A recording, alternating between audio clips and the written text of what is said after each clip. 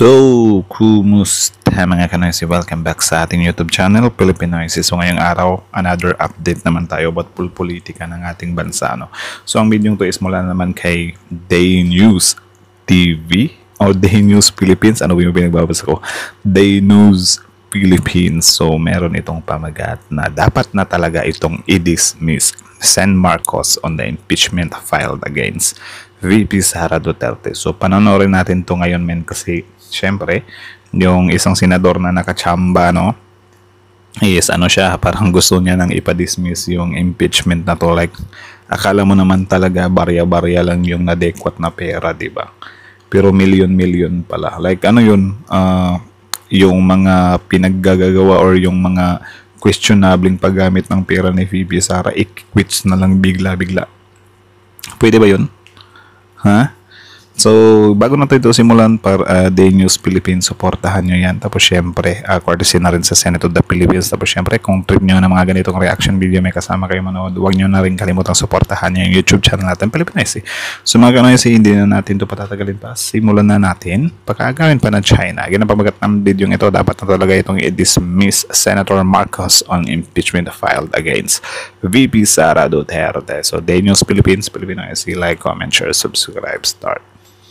Regarding the impeachment, in the past few days, umikot yung balita tungkol dun sa resolution, which is becoming controversial, tungkol dun sa pag-dismiss dun sa impeachment.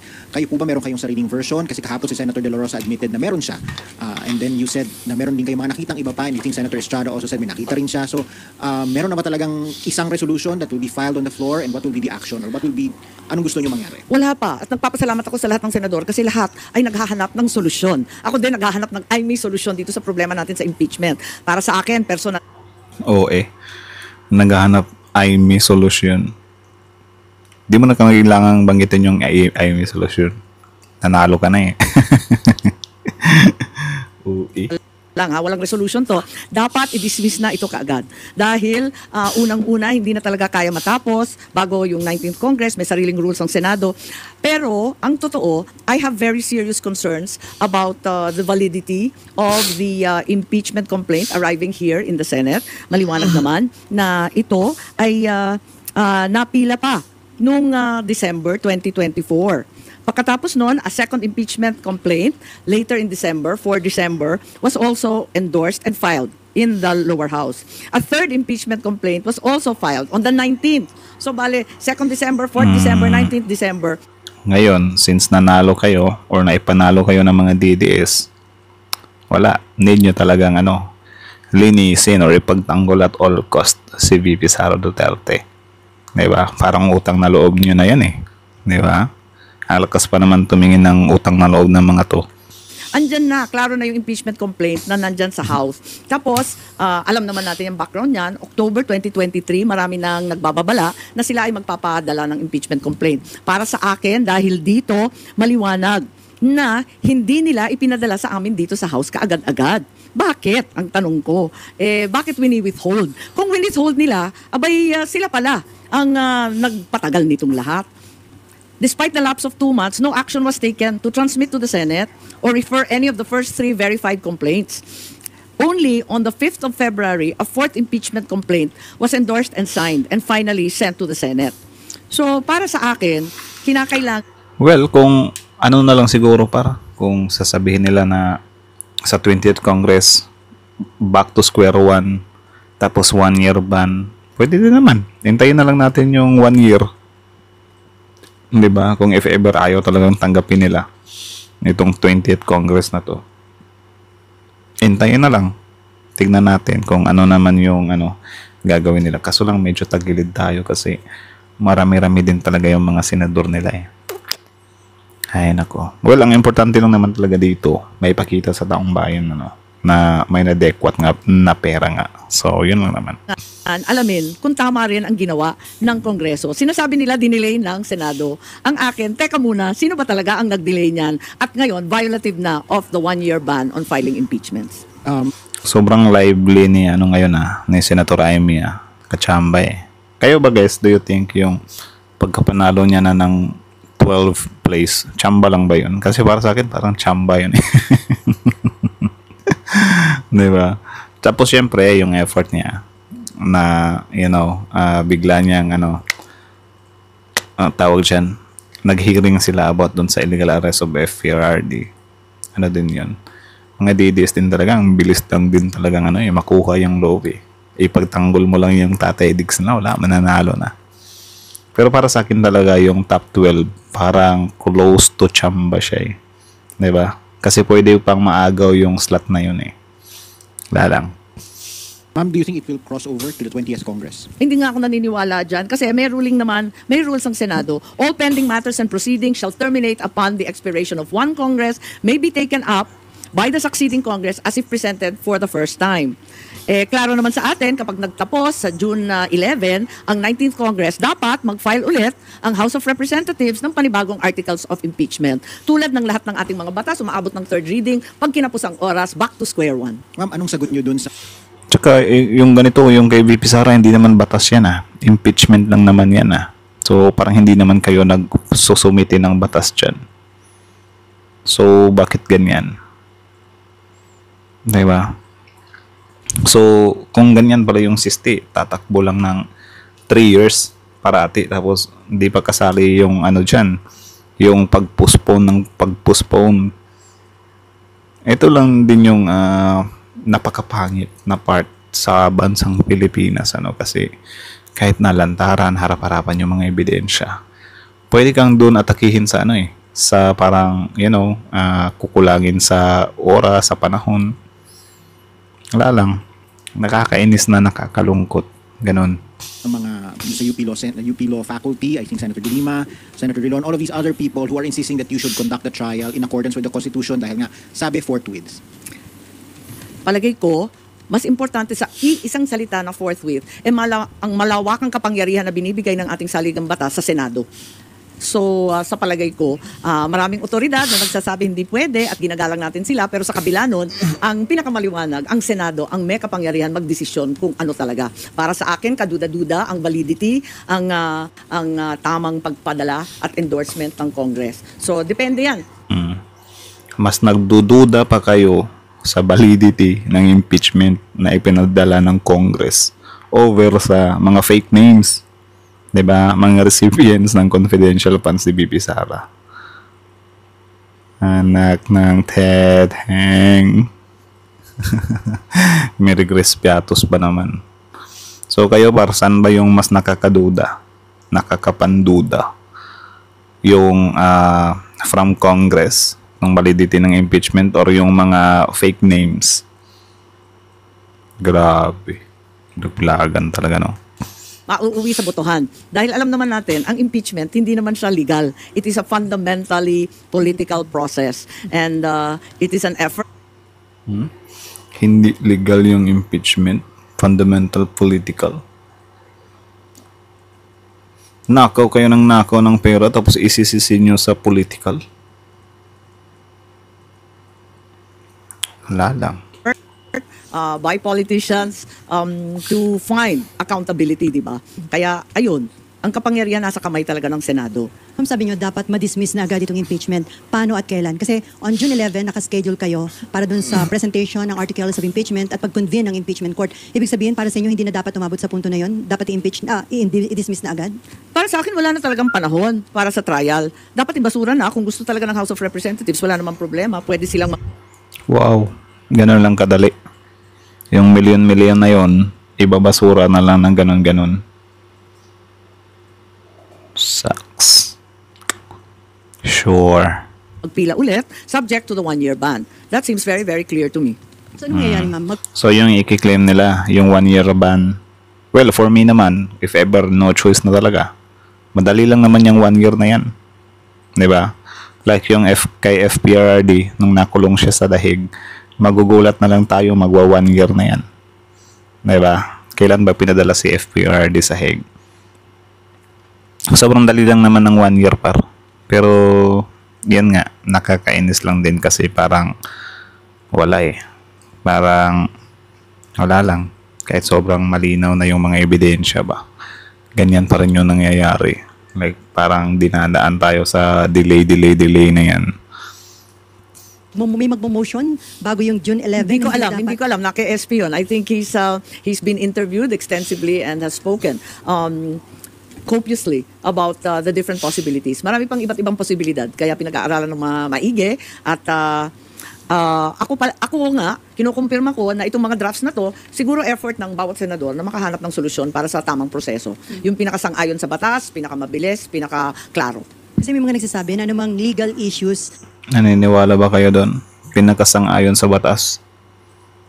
Kasi kung pinakasang-ayon sa batas, doon pa lang sa word na may nawalang pera sa Office of the Vice President. 'Di ba? Dapat tinutugis na nila yan. Hindi yung parang, bakit ganyan yung impeachment na yan? 'Di ba? Bakit i-impeach? Political attack yan Political attack yan pamumulitika yan 'Di ba? So, saan ba yung mas naaayon sa batas? Yung imbestigahan, 'di ba? Or yung gagamitan nyo ng word na political attack? Gulo. O anumang issue concerning impeachment, dapat pag-usapan yun kapag nag-convene na kayo as impeachment court. Parang hindi nyo pwedeng pag-usapan during your plenary session, yung legislative session. Oo, maraming nagsasabi noon, pero yung pakiwari ko kasi, yung validity mismo ng pagpapadala ng House of Representatives sa amin, kina-question ko Kasi, bakit ganon? Postpone sila ng postpone, tapos hinuli talaga sa last day. Tapos kami ang sisisihin, nagde-delay. Teka nga, tignan ninyo yung mga datos. Sino ba yung nag-postpone dyan? Sino ba nag-postpone? Sa inyong office, na-establish nyo na invalid yung na-transmit o na-submit na articles. Well, isang argumento yon. Maraming ang argumento. Kaya nga, inaanyayahan ko na mag-caucus ang lahat ng senador para maisaayos. Kasi narinig naman natin, iba naman yung opinion ng ating minority leader, si Senator Antiveros. Pagkatapos may sariling kaisipan rin, si Senator Tolentino, nagdebate na sila sa floor. Hindi na kami sumali pagkat ang bawat senador may ibang ideya rin. Dun sa ilang mga resolution seeking dismissal ng impeachment complaint against BP Sara, aside dun sa office ni Senator Bato, sino pa po yung merong resolution? Hindi ko alam na marami kasing draft na pinapakita sa amin. Pero At office kanya-kanyang niyo po walang ideya. sariling draft? Yung office niyo- Actually, pagkatapos nun, meron pa Marami pang iba Pero lahat from the office of Senator Bato? Or No. Iba-iba. Ay, hindi ko nga alam kung sino. Kasi nga, minsan, di ba nag-uusap-usap kami sa floor, tapos ilalatag, isusulat kung anong maayos. Joint effort lahat. May iba pa pala, Sen? Ay, oo, Ilan marami na. nakita nyo? Yung linabas sa media, parang Nagsimula na sila. Nagsimula na yung joint effort nila. So, wala na. Pilipinas, kabahan ka na. Magsisibalimbingan na naman to for sure. Diba? Kasi, nanalo si Bato, si Bongo, si Marcoleta, si Amy, si Villar. Tapos may mga senador pa sila. Sila Cayetano, so on and so forth. So, wala. For sure, magbabalimbingan na to. Ang tanong, sino yung mga senador na babalimbing to Duterte Block? Yung abangan natin. tunay yata yun. Tapos mula noon, meron pa akong nakitang iba. Dalawa pa yata. Ma'am? So may 5 kayo, ma'am, na nakita? There are at Hindi least ko na 5. maalala. Hindi ko na maalala. Kasi yung iba bahagya lang, di ba nag-effort mag-draft. Ganyan naman talaga ang lawmaking. Pero ma'am, sinong nag... Ay, sige. Sorry. Parang Sen, sabi niyo, Group effort. Parang group effort based on chismis. Pero Sounds sinong nasa familiar group? ba? Ma'am, Nauso yun eh. Ang Sinong Duterte nasa Block group? ba, ma'am? Yung may Hindi. group effort? Hindi. sorry ma'am, iyaano ko lang Sen ha. So parang third na kasi Hindi. nakita niyo. Alam mo, tuwing may panukala, lahat talaga tulong-tulong. Ganun talaga yun. At walang kinalaman sa partido, sa Duterte 5, sa kung sino-sino. Talagang lahat ay interesado. Kailan niyo napansin? Mismo yung admin, sa palagay ko, interesado na mawalang bisa na yan. Kasi kinakabahan din na matalo. Aminin natin. Diba? Kinukumpara na Senator Amy yung about sa lawmaking o sa batas. Magkaiba naman kasi yung impeachment. Yung impeachment about sa isang official na may corruption issue. Di ba? Kasi million-million yung dinekwat na pera. So magkaiba yun. Hindi mo pwedeng ikumpara yun na parang gumagawa lang kayo ng batas tapos magtutulungan kayo. Di ba? In short, since ganyan na mayroon ngang pumasok na nadagdagan ng 5 yung power ng Duterte, of course, expect na natin talaga na may babalimbing dyan. Nung time nga na medyo tagilid yung mga Duterte, maraming nagsibalimbingan sa di ba? Sa admin. Doon pumasok sila Pacquiao, pumasok sila, sino pa yung mga sila Revilla, na dating anti-Marcos, pro-Duterte whatsoever. Di ba? Kasi hindi natin magugulat yan, parang mga politician talaga natin Nagsisibalimbingan talaga yan kung nasan yung malakas. Doon. Kaya nga tumatakbo yung mga alyansa bets. Hindi ko naman binoto lahat yung yung mga senador sa alyansa eh. 'Di ba? Kasi alam naman talaga natin na babalimbing yung ibang mga politiko diyan. So, dito natin malalaman kung sino yung pipirma. Magugulat na lang tayo baka yun nga merong masali na nasa alyansa na ipawalang bisa yung impeachment or whatsoever. 'Di ba? Wala eh. Ganyan sila eh. Takot silang takot silang maano yung power nila, ganun. So hindi lang po Hindi. mga opo, pero pati mga taga-admin ayaw nang ituloy to, Sen. Kaya kasama sila dun sa... Yun lang ang ng mga duda. arresto. Yun lang ang suspecha ko. Nadulas to. Ano yun, ma'am? Basta na lang yung Nadulas to. Feeling ko nadulas to. Di ba mas mahirap, mas nakakahiya kapag nagkaroon ng paglilitis at matalo. Kaya siguro may Nakakahiya pag nagkaroon ng paglilitis at natalo. Paano nakakahiya? Ang mas importante lang naman, ipaglaban kung ano yung katotohanan. Do you think ba if ever sila Senator Hontiveros, sila Pimentel, if ever ipaglaban talaga nila yung impeachment na yan hanggang sa huli, kung matalo sila, do you think para sa kanila nahihiya sila? No, hindi sila nahihiya par. Mas nanggigigil sila, nadidismaya sila na bakit ganito yung naging outcome. Na sobrang dami, sobrang linaw ng ebidensya na may kinurakot nga, nakalusot pa rin. Baka nadismaya, okay pa. Pero yung mahihiya sila na matalo, I think para lang yun sa mga balimbing na mga politiko. Diba? Do you think? Sobrang lively talaga ni Senator Par. ba, iniiwasan na rin. So, ma'am, ba't maraming draft resolution? Kasi, Lahat hindi sila- naghahanap ng solusyon kung paano gagawin to, kung papatawirin hanggang sa 20th Congress, kung magkukumpuni ng impeachment court, kung iiwasan na yon, i-dismiss outright, kung ano ang ibig sabihin ng forthwith, at kung talagang nag-delay yung Congress at violation na ito ng 1-year ban. Lahat kami talagang naghahanap ng solusyon. Nakakasunog na ng kilay ito gabi-gabi, sa totoo lang. Walang maliwanag. Talaga kasi, ba? yun nga, tulad ng sinabi ko kanina, the reality is the Constitution gives the Senate great breadth and leeway to formulate its own rules in what is essentially an exercise in political accountability. Hence, it's but right that the politicians and those elected by the people formulate their own rules and pass judgment. ma'am, ba't yung mga nakikita namin na copy o draft ng resolution, walang nakalagay sino yung author o nag-introduce dahil hindi pa confident yung... Hindi, I think nakita naman at pinakita dun sa metadata, COS ni Senator Bato yung pinakita. Pero doon sa nag-introduce or author, walang pangalan. No, but it's very clear. It's the COS of Attorney Joanne, yung COS ni Senator Bato. At sinabi niya nang galing sa office niya. So, Sen, you mean, Palagay ko wala namang masama doon. Lahat talaga nag-e-effort na maghanap ng liwanag sa dilim. Pero ma'am, sabi niyo po group effort para parang Liwanag sa dilim. Parang hindi kayo yung dilim ah. Hindi naman group effort na katulad nung pag-aresto at pagtangay kay Presidente Duterte. Ito, ibig ko sabihin, lawmaking. Bumabanat na si Senator Amy. So sino dito yung hindi naniniwala na hindi ito some kind group effort?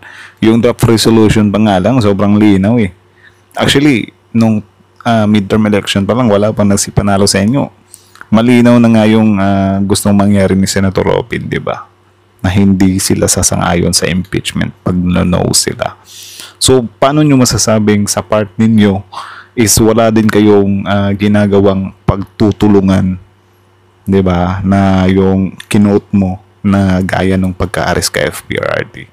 Of course, merong ganyan nasa politika kayo eh. Anong ini-expect nyo? 'Di ba? Ano ilulusot nyo na parang yung gagawin yung pag-no kay BP Sara hindi some kind political tactic ng team nyo? 'Di ba? It's not a solo flight, no. We always work together, So, and certainly we explore all possibilities. It's not a straightforward rule imposing process. Kasi yung procedure dito, di ba ang lawak-lawak nga at wala naman sa rules na maliwanag kung anong dapat gagawin. So kinakailangan alamin kung anong makakabuti sa atin. Opo ma'am, but ang direction ma'am ng lahat, quote-unquote lahat ay is to... Hindi ko towards alam kung dismissal? lahat.